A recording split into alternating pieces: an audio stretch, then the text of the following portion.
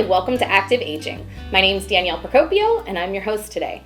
I'm very excited to tell you that we have two lovely ladies from Youngstown State University with us today. They're going to talk a little bit about how to get involved at Youngstown State after the age of 60. And we'll probably also talk a little bit about Youngstown State and some of the services that are available there in case you are still paying tuition for a child or working with a child that's in the university. So thank you both for coming today. You're welcome. Thanks for having us. Egleton, if you could introduce yourself, please, to our guests or to our camera.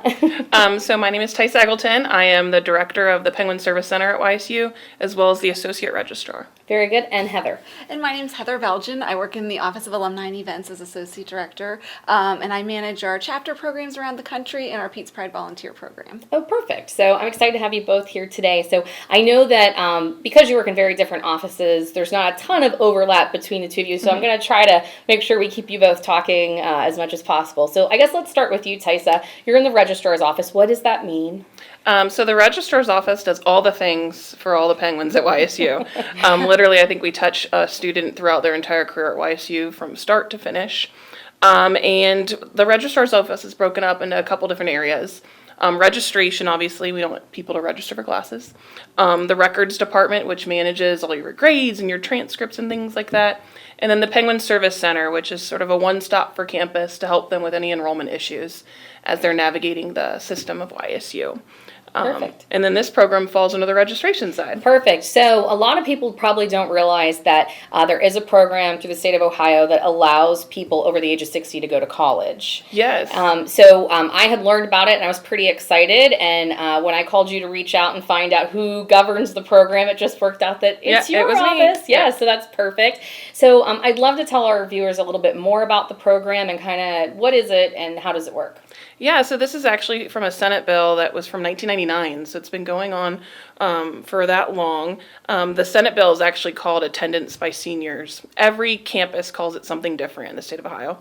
We call ours College for the Over 60 to try to make it really clear that it's for the over 60 population in our area, and you not only need to be over 60, but you also need to have at least lived in Ohio for 1 year. Okay.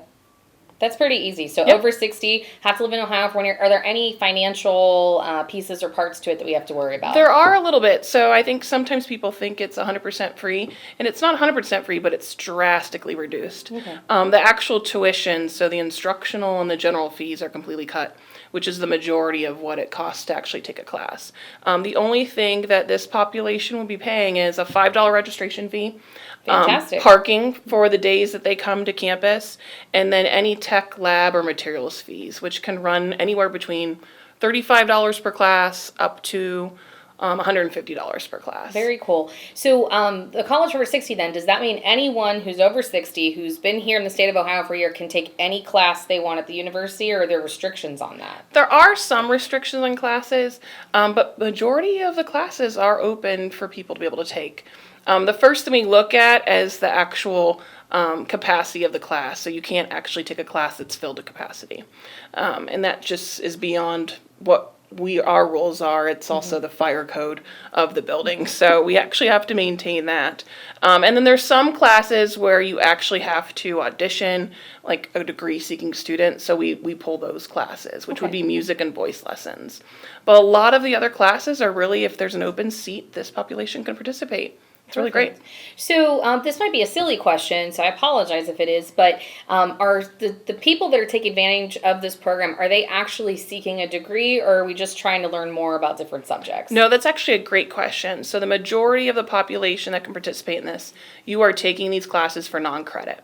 So think about, you just actually want to expand your mind and expand your knowledge to take this class.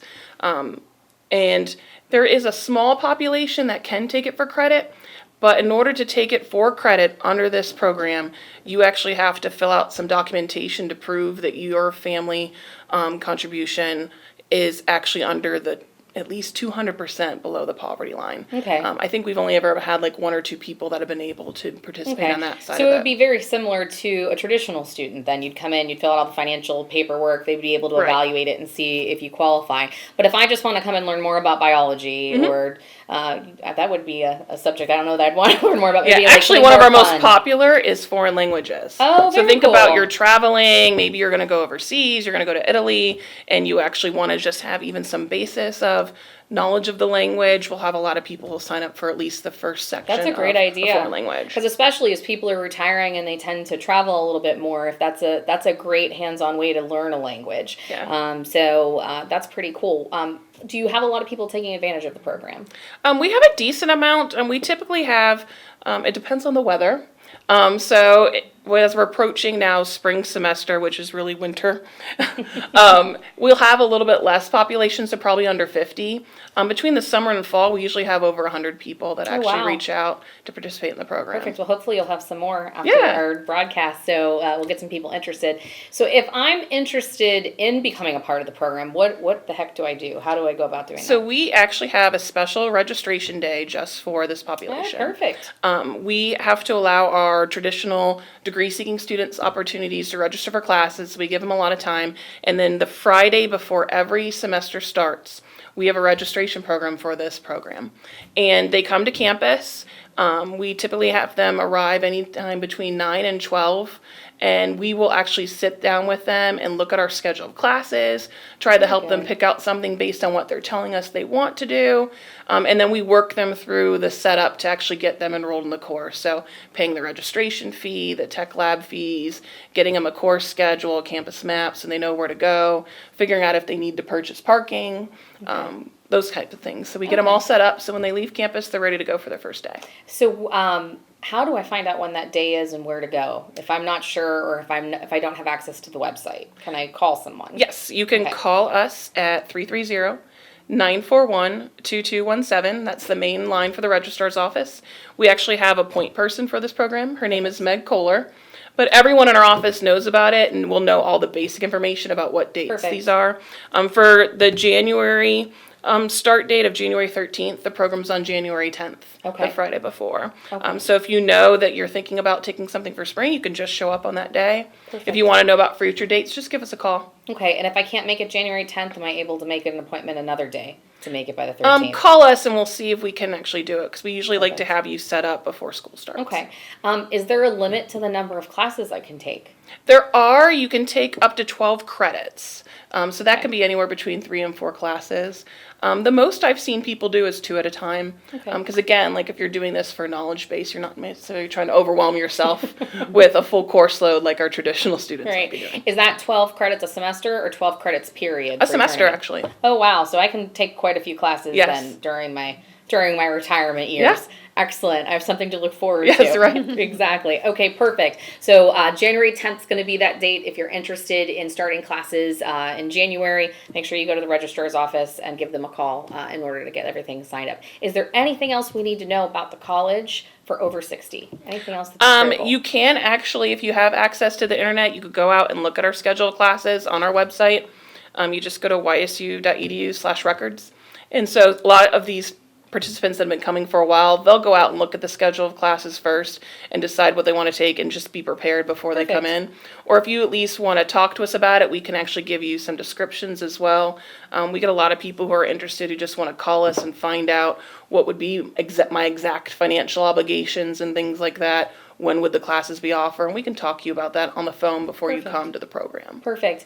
I thought of another question. Are distance learning classes included in the College for Over 60? They are. They are not as popular because I found that you have to use our computer system, and our students were really familiar with it, but not everyone's familiar with the system we use.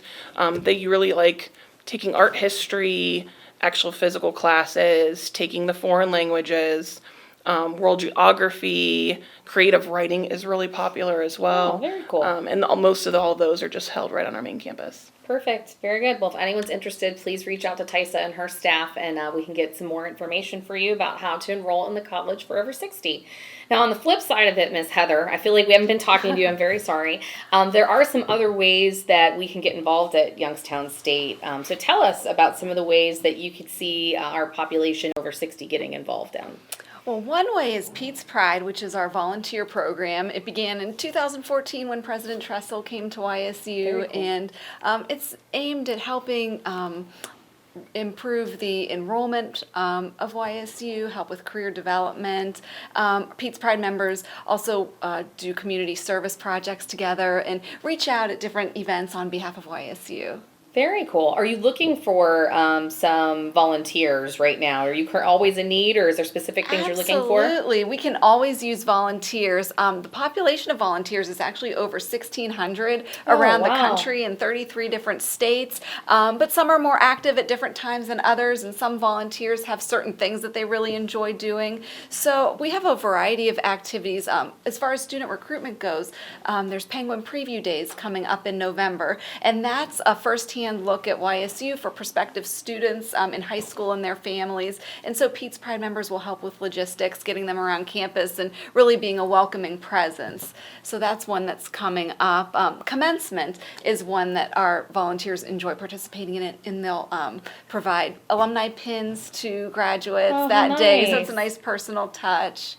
But really, they're limited just by whatever they want to give in their time, and there's no minimum requirement of time or anything specific they need to sign up for. I'm assuming to be a Pete's Pride member, you have to have graduated from Youngstown State. Is that a correct assumption? Actually, no. As long as you have a love for YSU, you don't have to be an alum. So we have Penguin fans and faculty and staff. Alumni does make up a large portion of the population, but anyone who loves YSU is welcome to participate. That is very cool. I did not realize that. I just assumed it was an extension of your alumni association. So I learned something new today. Right. Very cool. So if someone's interested in being a part of Pete's Pride, Heather, how can we get them in touch with you?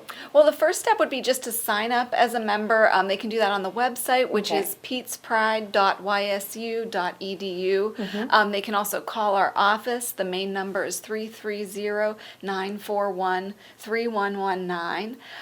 We have a Facebook page too, YSU Pete's Pride. And once you sign up, you're not signing up to commit to anything specifically, but we'll send you a newsletter every couple of months, and then there's a whole list of events, and you can sign up for whatever fits into your schedule. That's very cool. What is the process to become a member of Pete's Pride? I'd assume that there's probably some type of training, or like, is there something you have to go through to become a member? There really isn't. We work with our members on an event-by-event basis, and usually it's something that you can relay what needs to be done for that particular event. We do make sure that they have access to general information about YSU, especially if they're helping out with the visit day, so that they're somewhat knowledgeable. But really, they don't need to know all the facts by any means. It's more just sharing their love and affinity for YSU with others and their enthusiasm. So many of our Pete's Pride members may talk about their career paths. If they're a retired teacher, then they can share with the education majors, how it's affected their career. That's really cool. I know that when you can have people outside of the paid staff involved in a program like that, it really speaks to people sometimes more so than those of us that are doing this every day for a living. So that's a really great idea, and I think that's a great opportunity for the community to become more involved at YSU. Yes, they really serve as the ambassadors for the university, and they make a big difference. Absolutely. So you actually mentioned something, orientation. You said a lot of times they're helping out on campus with orientation and whatnot, and that kind of bounced me back to our friends that are in the College for Over 60. Tysa, how are they oriented? So if I'm coming to YSU and it's my first time, are we put through any type of orientation process for the College for Over 60?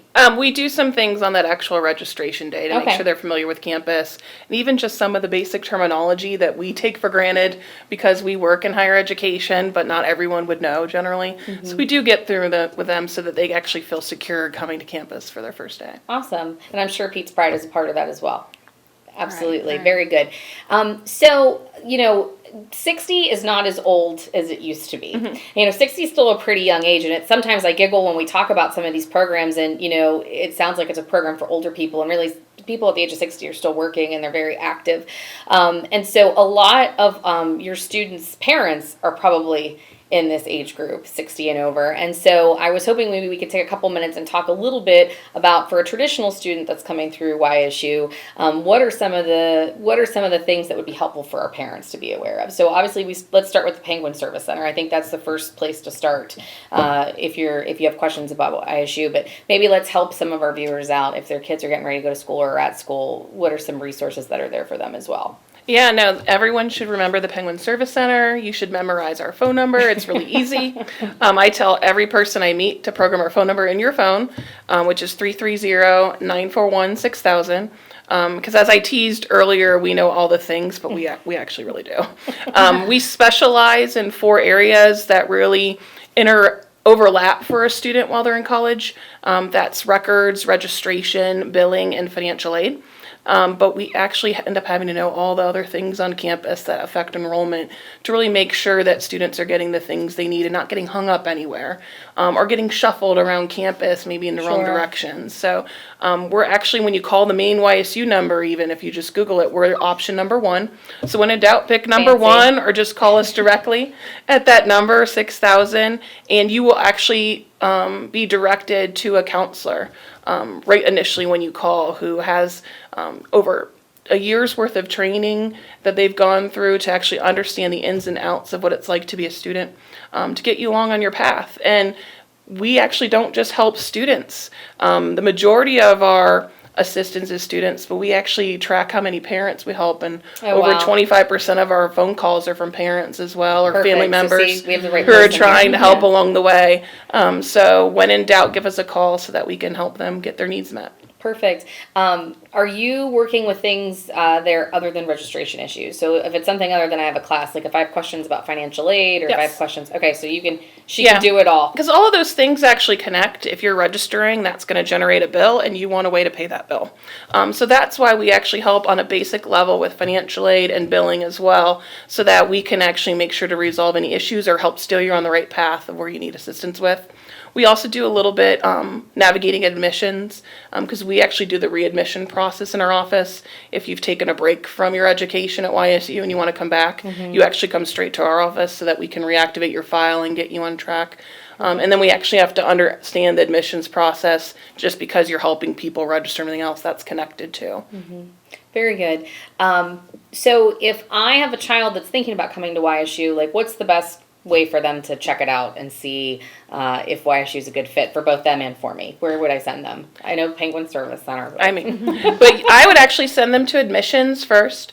They have a very similar phone number to us. It's 941-2000 instead of the 6000. They can actually set up a tour. They can connect you with faculty if you really need to actually want to dive deeper into major requirements and understanding things. They can connect you with academic advising in those areas as well. But they can truly set up a full day for you to really connect to our university and understand the ins and outs of what would it be like to be a student at YSU. And then sometimes they even actually pull in some of the Pete's Pride volunteers that maybe have a connection to their field of study that they're interested in. Very good. Very good. And if a parent wants to be involved in Pete's Pride, is that something that would be appropriate? appropriate? Parents are involved as well. Some even like that as a connection to their students. So when they're volunteering, they can meet up for lunch or whatever, kind of stay involved with their activities. Very good. And Heather, have you been with Pete's Pride since day one? Right. Okay. Yeah. So it's been an evolution. Right now, Pete's Pride members have given a total of 7,000 volunteer hours back to the university. Goodness. So we track their time, and it is very beneficial to helping the university grow and thrive. But I didn't mention that it's also very beneficial to the members who are involved. A lot of them really form connections with each other, and they look forward to volunteering with so-and-so at whatever the particular event is. There's also social gatherings for Pete's Pride members once in a while. So it's a good way for them to meet new people and, form their own connections on an ongoing basis. Yeah, very good. I've actually served as a Pete's Pride volunteer, and while my time is sort of limited because I also work there as well, I did their letter writing campaigns, and I actually really thought that was great because it got me an opportunity to actually reflect on my experience as a student, which we sometimes take for granted because we just love YSU so much, but it gave me opportunity to actually indicate that to somebody else that I didn't know. That's we really appreciate that. A lot of the activities are coming to campus, but for those who don't have as much time or just prefer, they can do a postcard writing campaign, and we'll send you about 15 postcards in the mail. You fill them out and say how much you love YSU, send them back, and we ship them out to the students. Well, and I think that's really important to talk about, too, because clearly the three of us are extroverts. Like, we love to talk to people, but not everyone is like us. And what I found a lot of time in volunteering is that not everyone wants to be the tour guide. Not everyone wants to be standing on the street corner pointing to different buildings. And so if you have opportunities that allow for me to maybe stay in my own home if I can't leave, or if I choose not to leave, I think that's important too. Do you have other opportunities that aren't necessarily me on display? Yes. Another opportunity that's very popular is community service, and we volunteer as a team at Streetscape, United Way Day of Caring, and then also National Volunteer Week in April. For our last National Volunteer Week, we planted flowers at Fellows Riverside Gardens. So we have certain volunteers that really want to just come back for those types of events. Sure. And then even just helping out at a registration table where, you're not so much front and center, but you're keeping things moving. We do that at the career fair and some other events. It's so important, I think, for all of us to keep in mind how valuable people's time is. Even once I feel like once people retire, they have even less free time because they commit themselves to so many different organizations, and we're all so grateful for that time. But to know that there's that flexibility and that you're not saying you have to do X number of hours or you have to participate in X events, I think that's very beneficial for the program. Right, and for the we volunteer. Find that too. Absolutely, absolutely. So if someone, again, wants to be involved in Pete's Pride, I know you already told us, Heather, but I'm going to make you repeat it for viewers that joined us late. Sure. They can go to our website at petespride.ysu.edu. You can find us on Facebook. Just search YSU Pete's Pride, or you can call the Alumni and Events Office at 330-941-3119. Perfect. I know neither of you work in the athletics department, but does Pete's Pride ever connect with anything for athletics? We do. In fact, during football season, we have volunteers who help with just directing people where they need to go on game day. And for doing that, they get 4 complimentary tickets to the game. Goodness. Yeah, so they just have to hang around until 15 minutes after kickoff, and then they can go and enjoy the I gotta game. switch my activity. So, yeah, we do. And we're going to be at the Cavelli Center when YSU plays West Virginia University in men's basketball December 21st. We'll have a table to engage with the community. So we do tie into different athletic events. That's great. I know one of the cool things that athletics is doing this year that's a little different is they've started a senior ticket program. So our seniors are able to purchase tickets to basketball and football for less than, and I don't know, you girls don't know anything about that. That's okay. But that's something I wanted to make sure I plugged for athletics is that if seniors want to attend the game, they can get a discounted ticket. Or if they come for Pete's Pride, they get 4 tickets free. So maybe that's a superior way Could be to during football season at least. Right? Yeah. Maybe we should think about that, and that should be our priority for volunteer for Pete's Pride. But I know you've got a lot of great activities and opportunities that are there, so that's very good. What is something you want to tell our viewers that would be the reason you think they should engage at YSU, either sending their kids there or to attend the classes themselves or to be a member of Pete's Pride? Like, why is that important to you, and why do you think that's something they should do? There's just so much going on campus with the physical growth and changes, and academically it's very strong. So really there's no reason why you have to go far away from home if you live in the Mahoning Valley for a quality education and for a strong campus life. So I think sometimes we overlook what's in our own backyard, Absolutely. but more and more people locally are seeing what a valuable asset Youngstown State is and taking advantage. Absolutely. Yeah, and I would say to piggyback off of that, I take great pride in that our students feel like they're a part of a family attending YSU. We just did an activity with students last week asking them why it's great to be a Penguin, and somebody wrote on one of the cards, big university, big family. And I feel like that really articulates what we deliver to students. Absolutely. Yeah. And, I did not go to YSU. I took some classes there, but I didn't graduate from YSU, but my husband did, and we have a lot of friends and family, obviously, that did. And I just think that one of the greatest things about it is that it gives you that big campus feel, and it's affordable because, that's something we talk about a lot. College is so expensive, but, I know that YSU's been recognized a couple of times for being one of the more affordable universities in the state, and that's something I think that's important for us to talk about, because that's something, unfortunately, student loan debt is very hard. So if you can find a way to avoid that and minimize it, maybe YSU is a good option for and that. Still get a quality education. Absolutely. Yeah. And I know a lot of your programs are nationally recognized as well. So what are some programs that maybe we want to think about, Tysa, if we're looking at YSU as an option? We have a variety of programs. I mean, you can go all the way from our business programs to our education programs to our STEM fields. We have some of the best faculty in the world in our STEM areas, as well as our health and human services. We just run the gamut, and I think that's what's really awesome too, is that we have really vast opportunities for students.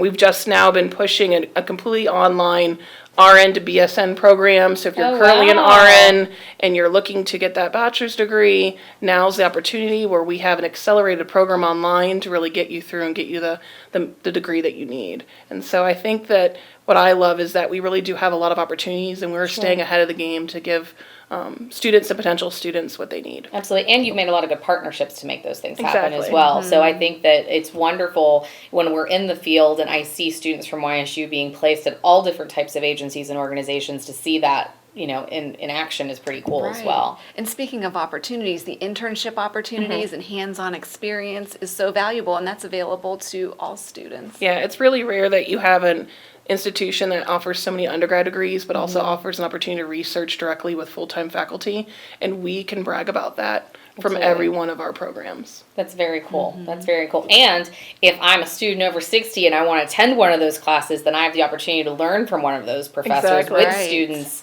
that are in that classroom. And I think that's something worth mentioning about the College for Over 60 is that you are in a traditional classroom, so I should expect to be around young people. Oh yeah. But that's not necessarily a bad thing, because I think in a lot of these classes and with the interaction that happens, you know, you learn from one another. And I think that as someone over the age of 60, you clearly have way more wisdom to offer than most, you know, 18 to 22-year-olds, but we can learn a lot from youth as well. So I think that's a great opportunity for them to interact. Lastly, before we close up today, I was down at YSU for homecoming this past weekend.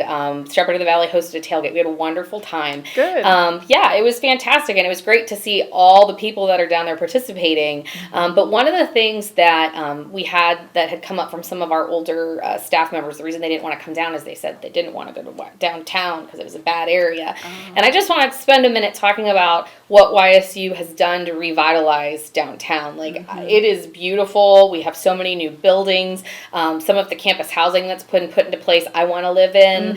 There's a Barnes & Noble down there now. I mean, it's amazing to go downtown, even just in the last 10 years, to see just the change between Federal Street and the businesses that have decided to come down and make downtown their home, as well as all the changes that YSU's made. I just think it's worth mentioning. So if you haven't been downtown and you haven't gone down for lunch or for dinner one night, it's a wonderful really experience.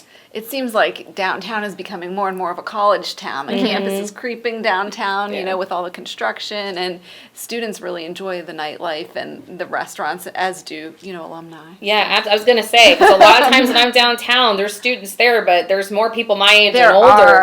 And I think it does have that, we have the advantage of having that college town feel, but still being sophisticated for older people to enjoy. So if you haven't been downtown, I'd encourage you to take some time to head down there and enjoy it, because it's not the downtown of yesteryear. Definitely. Oh, Lord. So we have about a minute left. Is there anything else you want to let our viewers know before we leave today about YSU?